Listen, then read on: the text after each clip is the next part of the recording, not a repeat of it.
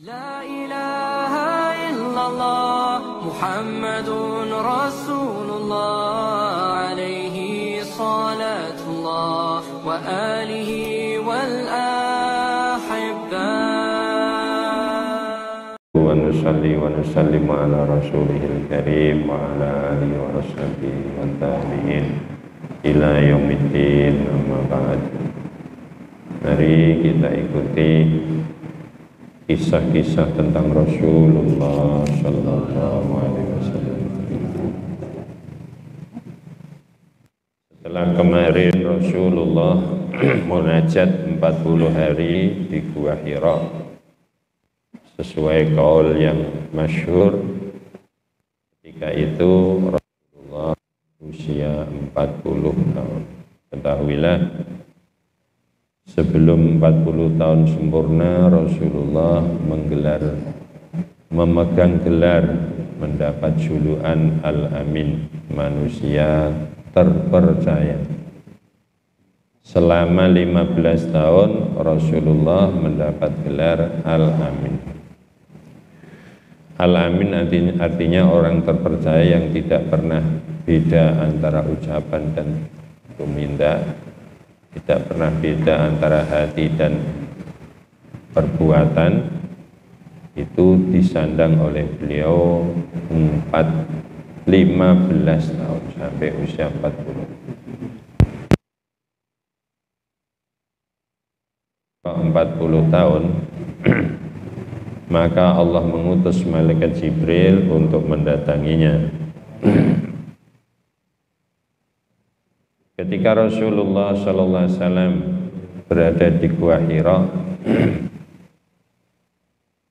sebelum itu diawali dengan mimpi yang jelas bahwa satu saat nanti Rasulullah menjadi pemimpin, dan mimpi itu didatangi sinar yang sangat terang.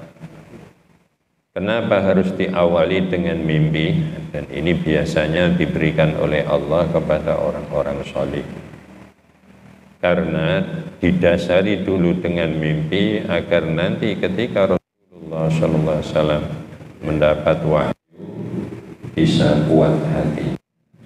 Karena apa? Mendapat wahyu itu sangat berat sekali.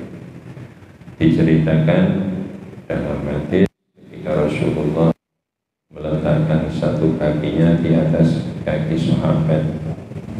Ketika itu Rasulullah mendapati wahyu. Apa yang terjadi? Kata sahabat, ada rasa berat, katanya seolah-olah kaki saya remuk ketika ditumpangi kaki Rasulullah sallallahu alaihi wasallam. Maka ketika Rasulullah munajat 40 hari sebelumnya itu ada mimpi. Sering mimpi Rasulullah.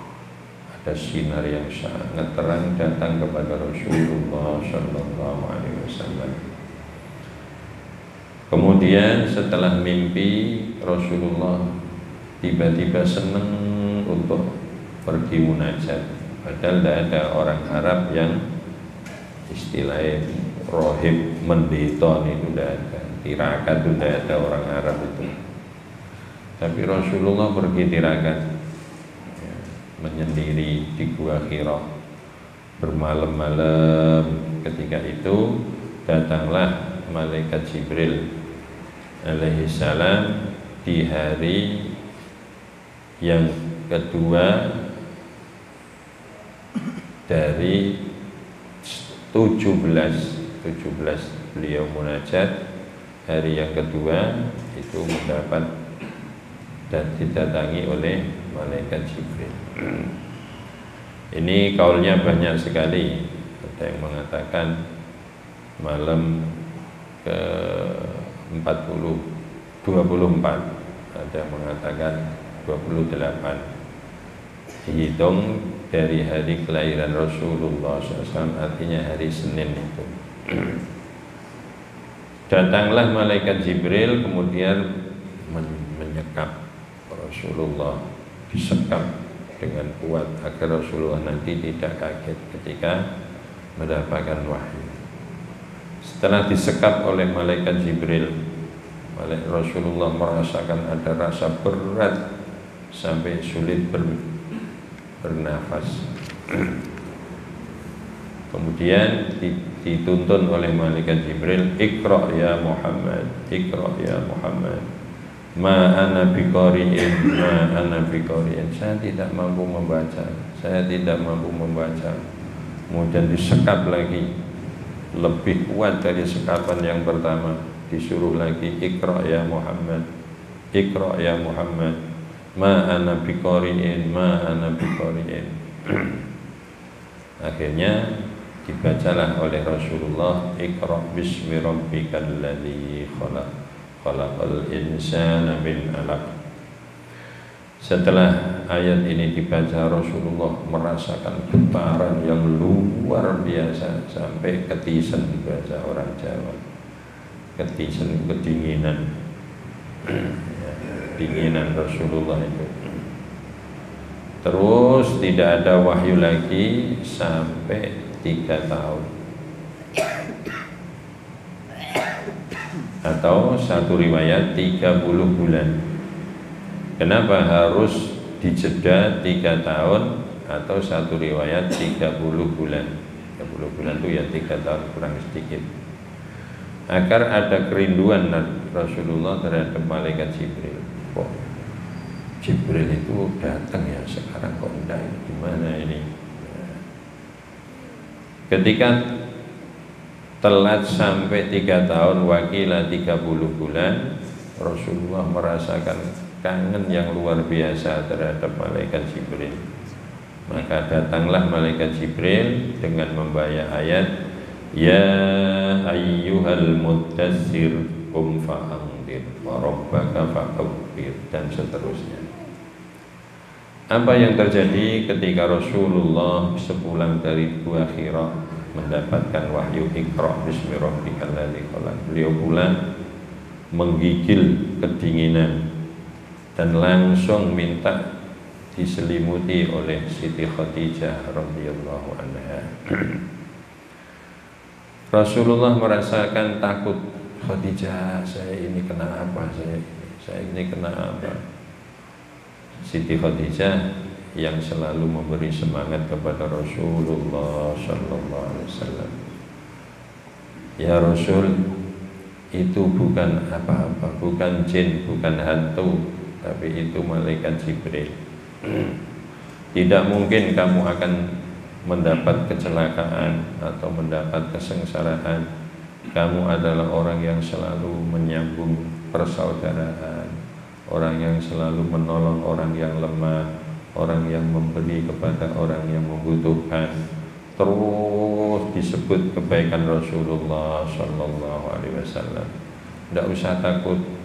Akhirnya setelah rasa dingin hilang, di pagi harinya diajak ke Waraqah. Waraqah itu pamannya Siti Sayyidah Khadijah yang ahli Taurat.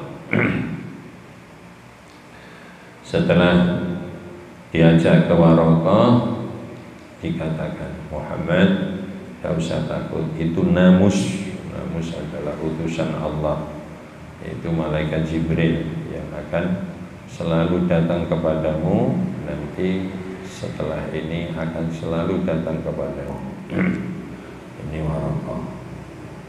Waraqah ini kalau seandainya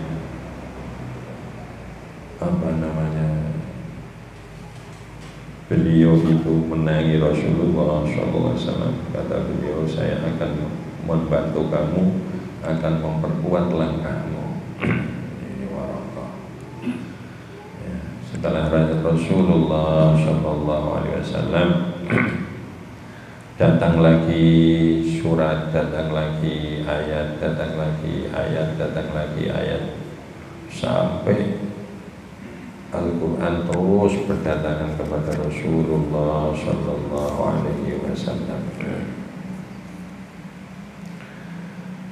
Begitulah perjalanan Rasulullah Sallallahu Alaihi Wasallam dalam menyampaikan ayat dengan segala tantangan, dengan segala cacian, dan terus Rasulullah dicaci maki, dikatakan orang gila, dikatakan orang rusak akalnya, dikatakan orang yang tidak taat dengan para pendahulu-pendahulu, karena kata orang Arab, orang-orang pendahulu yang ibadahnya pakai berhala itu. Kok tiba-tiba Muhammad, kamu punya Tuhan hanya satu, terus diterpa musibah demi musibah. Dianggap Rasulullah ini penghancur budaya-budaya para pendahulu. Akhirnya terus dalam kurun waktu kurang lebih 11 tahun, karena Rasulullah diangkat jadi Nabi usia 40 dan Isra Mi'raj usia 52 kurang lebihnya. Wa qabla hijratin Nabiyil Isra min Makkah lailan qudsin yudra. Jadi 11 tahun kurang lebih Rasulullah membenahi iman. Kenapa selama itu Rasulullah membenahi iman, dan selama itu pula Allah belum mewajibkan ibadah apa-apa, masih dalam rangka dakwah risalah tauhid. Allah itu maha satu, Allah itu tidak punya anak, Allah tidak dianakkan, terus Allah yang maha kuasa segala-galanya, terus iman ini dibenahi. Kenapa selama itu? Kurang lebih 11 tahun pembenahan iman. Kemarin lama sudah saya singgung kenapa membenahi iman selama itu.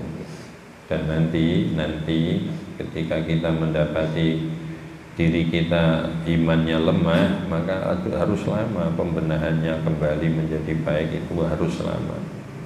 Tidak mungkin hanya 1 bulan, 2 bulan. 11 tahun pembenahan iman. Karena semua aturan nanti yang akan diterima oleh Rasulullah, baik yang berupa ibadah atau larangan-larangan berbuat dosa, itu sangat berat untuk dijalankan. Karena apa? Semua perintah tidak ada yang dicocoki oleh nafsu, dan semua larangan semua disukai nafsu. Sesuatu yang sama sekali tidak dicintai nafsu harus dijalankan.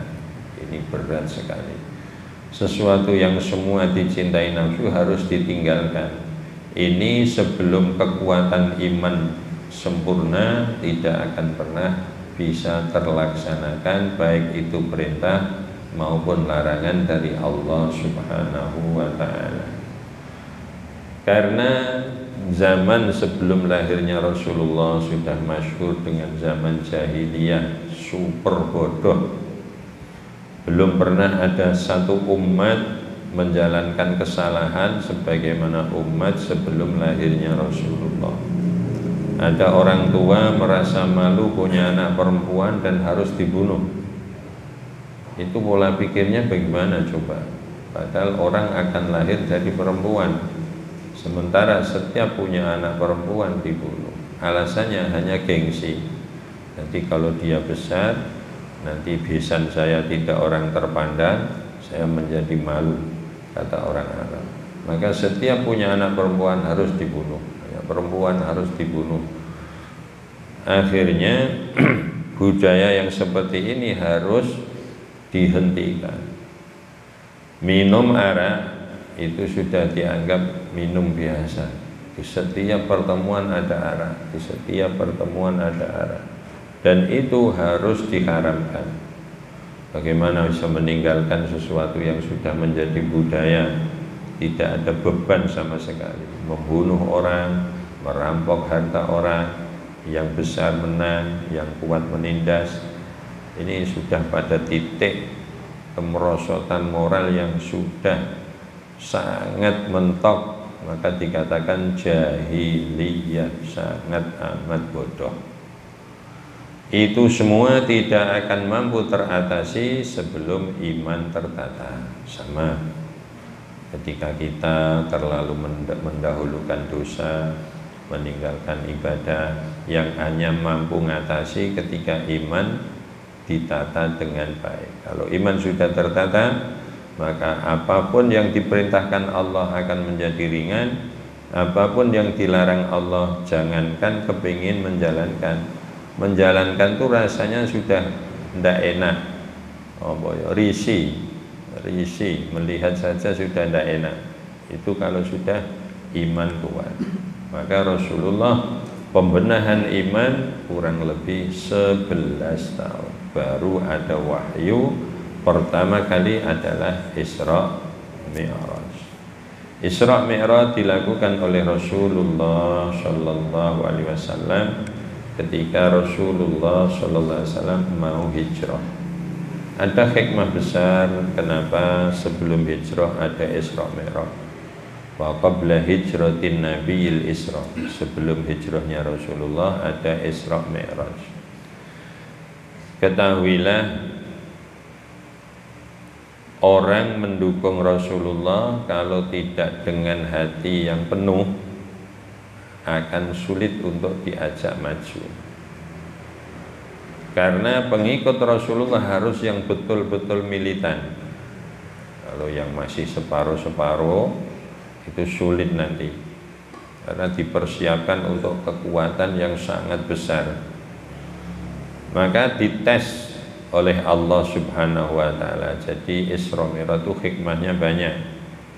Di antaranya menghibur Rasulullah SAW, karena terjadi Isra Mi'raj setelah Amul Huzni. Rasulullah diterpa kesusahan yang bertubi-tubi. Wafatnya paman Abu Thalib, wafatnya Sayyidah Khadijah, ya, itu sebelum Isra Mi'raj. Maka Rasulullah dikelencerkan ke langit untuk menghibur Rasulullah. Tapi tidak hanya sebatas itu. Rasulullah Shallallahu Alaihi Wasallam adalah uswah yang hasanah. Pengikut-pengikut nanti harus yang militan, yang betul-betul bahasa Jawane dibetel ora tedas imane. Peristiwa Isra Mi'raj terjadi di tahun di mana orang hanya mengenal kuda, kendaraan tercepat. Disuguhi sebuah peristiwa, Rasulullah naik kendaraan yang cepatnya melebihi kapal terbang. Ini kalau tidak hidayah dari Allah, sulit orang untuk mempercayai peristiwa Isra Mi'raj. Apa yang terjadi sepulang dari Isra Mi'raj ternyata betul. Ada sebagian sahabat yang kembali kafir lagi karena dianggap Nabi Muhammad SAW cerita mengada-ada. Nah, ini yang setengah-setengah ini kalau sampai di Madinah nanti akan justru menghalang-halangi perjuangan Rasulullah. Karuan sing setengah-setengah aku ben ijo. Itu diantara hikmah dari Isra Mi'raj Nabi Muhammad Sallallahu Alaihi Wasallam. Dan itu terbukti sebagian yang sudah Islam murtad lagi, na'udzubillah, gara-gara tidak mampu menerima cerita yang disampaikan oleh Rasulullah tentang Isra Mi'raj. Di antara hikmah lagi banyak sekali kenapa Rasulullah harus ke Palestina dulu. Satu keterangan menerangkan bahwa Palestina adalah tengah-tengah bumi, dan orang naik itu dari arah tengah ke atas itu akan lebih sempurna daripada dari arah samping, ya. Dan naiknya kan bukan miring tapi lurus karena pakai tangga, namanya Mi'raj. Hikmah yang kedua, kenapa harus ke Palestina? Nanti posisi mahsyar, padang mahsyar itu Palestina, karena di situ tengah-tengahnya bumi. Kedahsyatan padang mahsyar, di mana tanah akan dirubah menjadi perak, kemudian matahari didekatkan, tidak ada kengerian melebihi itu, panasnya, ya.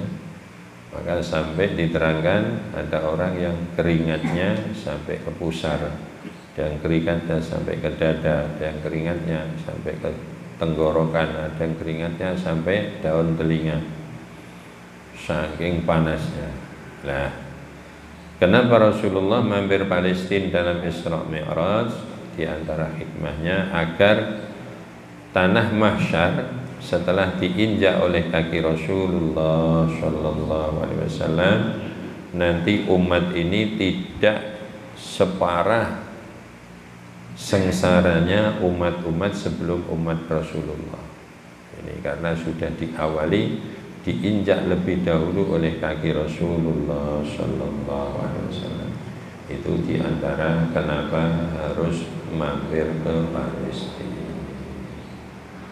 Maulaya sholli wa sallim daiman abada ala habibika khairil khalqi kullihim habibul ladzi turja syafa'atuhu li kulli hawlim minal hawa li muqtahimi ya rabbi bil mustafa balligh maqasidana waghfir lana ma madha ya wasi'al karami. Subhana rabbika rabbil izzati amma yasifun wa salamun alal mursalin walhamdulillahi alamin. Sebagai pengumuman, mungkin yang mendengarkan atau yang melihat live streaming, bahwa diawali nanti malam Senin yang akan datang untuk mengawali kajian kitab Ihya Ulumuddin, insya Allah.